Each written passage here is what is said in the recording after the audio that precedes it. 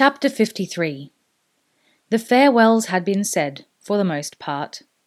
Will, Holt, Selathan, and the two girls were already on board Wolf-Will.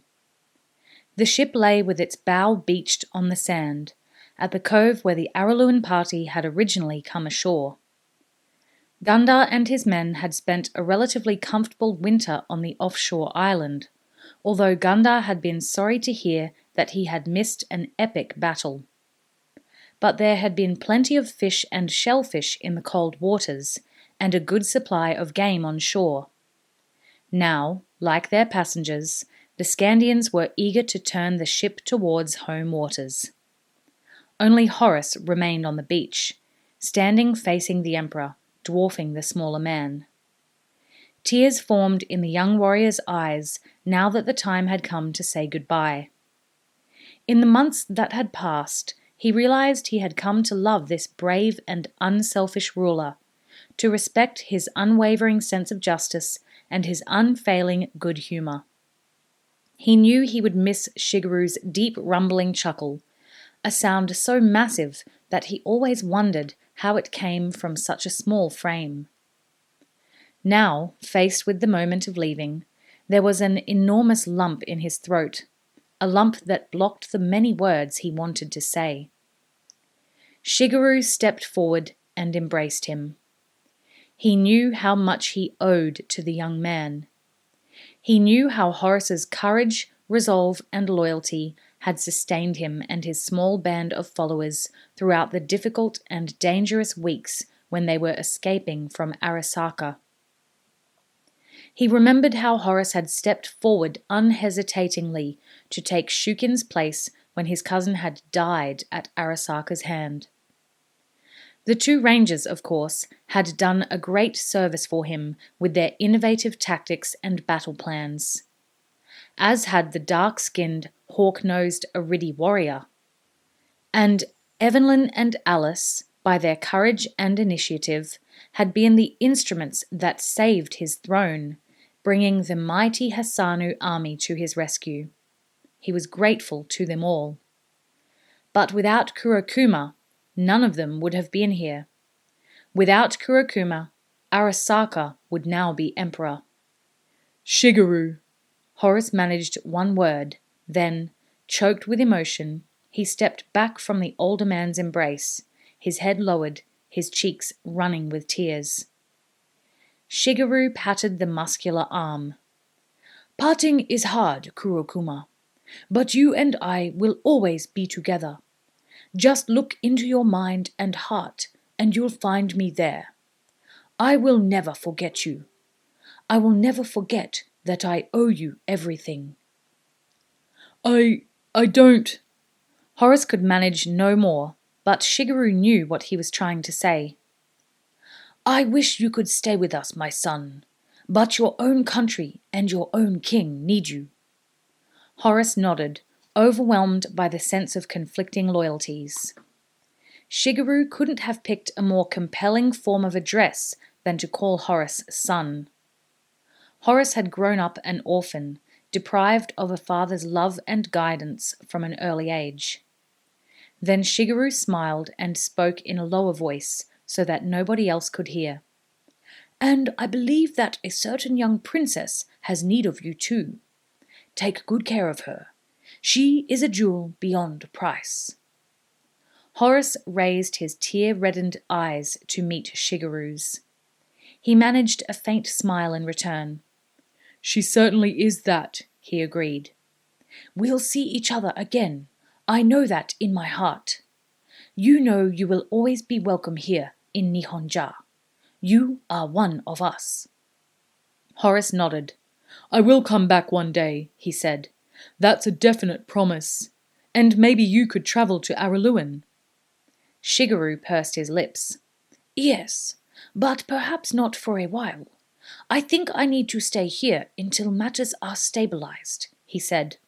But who knows?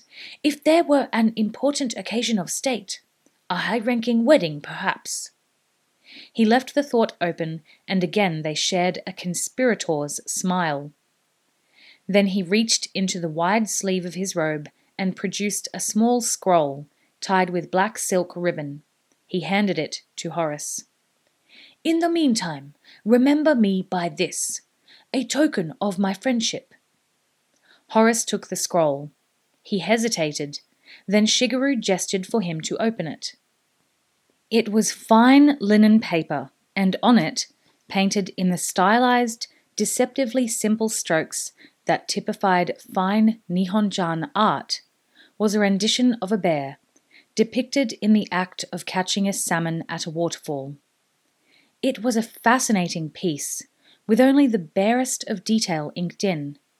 Yet somehow the viewer's eye was led to provide the missing lines and features, creating a complete and comprehensive illustration. The more Horace looked, the more the bear seemed to become alive. The more he could see the water flowing around him.